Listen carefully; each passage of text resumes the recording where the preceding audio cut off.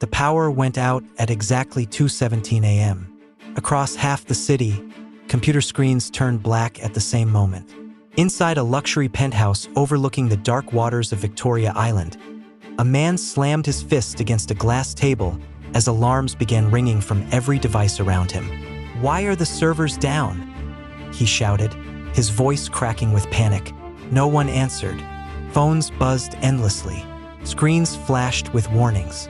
Entire data centers were collapsing one by one like falling dominoes. A company worth billions was dying in real time. Across the city, in a small quiet office above an old bookstore, another man sat alone in the dark. He watched the news slowly unfold on his laptop. His expression did not change. Outside, rain tapped softly against the window. On the screen, reporters spoke urgently about the sudden failure of Helixer Systems, the powerful technology company that controlled financial prediction networks across half the world. The reporters kept repeating the same question. How could something this advanced fail overnight? The man in the small office already knew the answer. He closed the laptop. His name was Daniel Okoye, and 15 years earlier, he had built the very system that was now collapsing. But the world believed someone else created it. For years, people called Victor Kane a genius. The truth was more complicated. 15 years earlier, before the skyscrapers and billion-dollar headlines, Daniel lived in a narrow apartment above a mechanic shop in Surulere. The place smelled faintly of engine oil and hot metal drifting up from the garage below. Daniel liked the noise.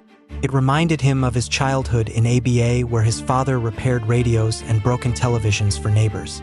As a boy, Daniel would sit quietly beside him, watching wires and circuits come back to life. Machines made sense to him.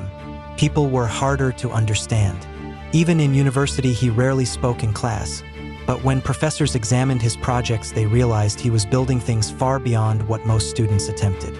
Complex predictive software, self-learning data structures, ideas that felt years ahead of their time. But brilliance did not make Daniel confident. He preferred shadows to spotlights. Victor Kane was the opposite. Daniel first met him at a tech networking event that Daniel almost skipped. Victor arrived late, wearing confidence like a tailored suit. He was the kind of man who shook hands like he already owned the future.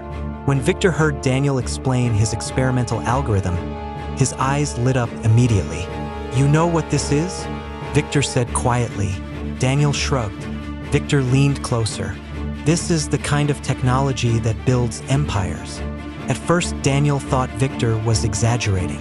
But Victor had something Daniel did not: vision for the world outside the code. He understood investors. He understood power. He understood how to turn an idea into a story people wanted to believe. And so an unlikely partnership formed. Daniel built the system. Victor built the legend.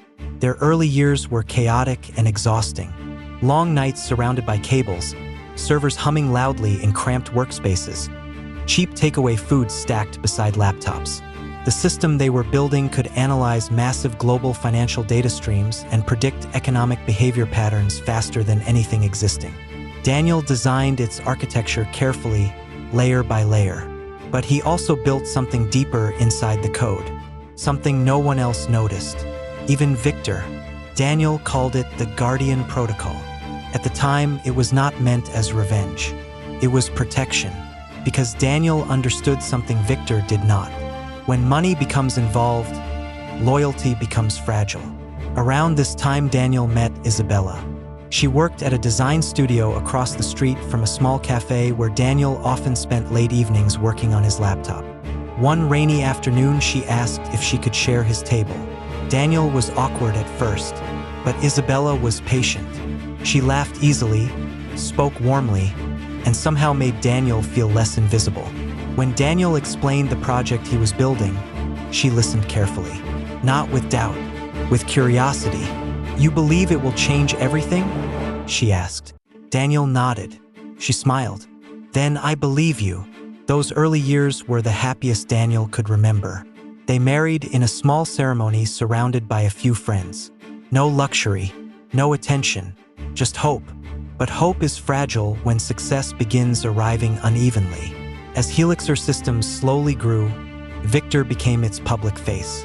Investors trusted him. Media interviews followed. Conferences invited him to speak about the future of technology. Victor appeared on magazine covers. Daniel appeared nowhere. At first, Isabella didn't mind, but gradually something shifted. She watched Victor speak confidently on television about innovations Daniel had written deep in the code. She watched Victor step out of luxury cars surrounded by investors. Meanwhile, Daniel remained quiet, spending nights adjusting algorithms and solving problems no one else could understand.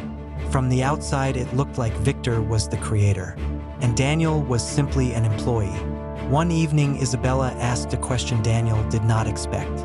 Why does Victor get all the credit? Daniel shrugged lightly. He's better with people. But the system, you built it.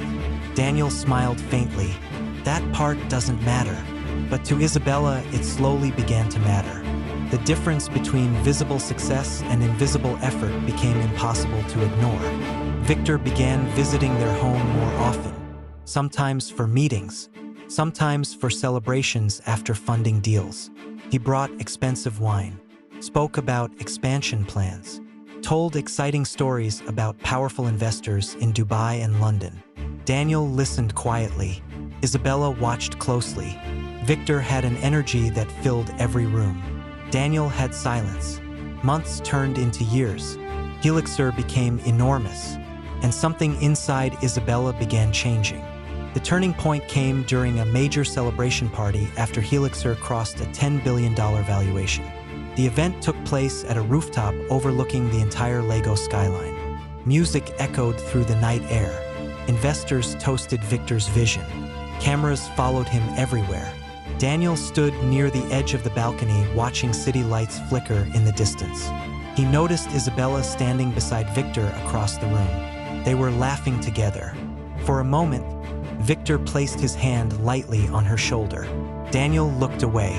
Later that night, Isabella spoke words Daniel never expected to hear.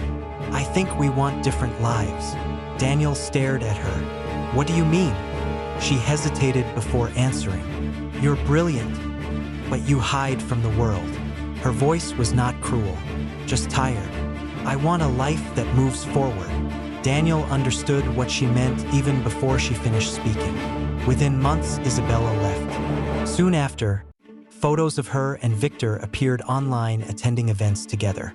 Publicly, it looked like a natural evolution. Privately, Daniel felt something inside him quietly collapse. But pain did something unexpected to Daniel.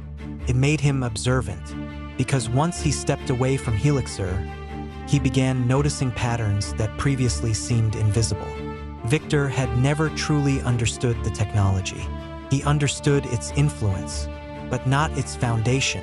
The deeper architecture, the hidden safeguards, the silent dependencies inside the system. Only Daniel knew those, including the Guardian Protocol. For years, Daniel disappeared from public attention completely. Most assumed he simply failed to keep up with Helixer's explosive growth. But Daniel was not idle. He studied, he rebuilt, he redesigned his original system into something even more powerful. A network architecture that could function independently without the fragile dependencies Helixer relied on. Meanwhile, Helixer expanded globally under Victor's leadership, until the night the power went out. The collapse was not caused by hacking or sabotage. The system simply reached a built-in expiration. A timer buried deep within the architecture Daniel created long ago. Not a weapon, failsafe, a silent reminder that the system was never meant to exist without its creator. When the countdown ended, the network slowly shut itself down layer by layer. Helixer's empire vanished within weeks. Investors panicked. Regulators launched investigations. Victor faced lawsuits from every direction. And Isabella watched the life she chose unravel piece by piece. Months later, she saw something unexpected on the news. A new company called Ethereum Technologies had just secured global investment before even launching publicly. Experts described its technology as revolutionary, faster, smarter, safer.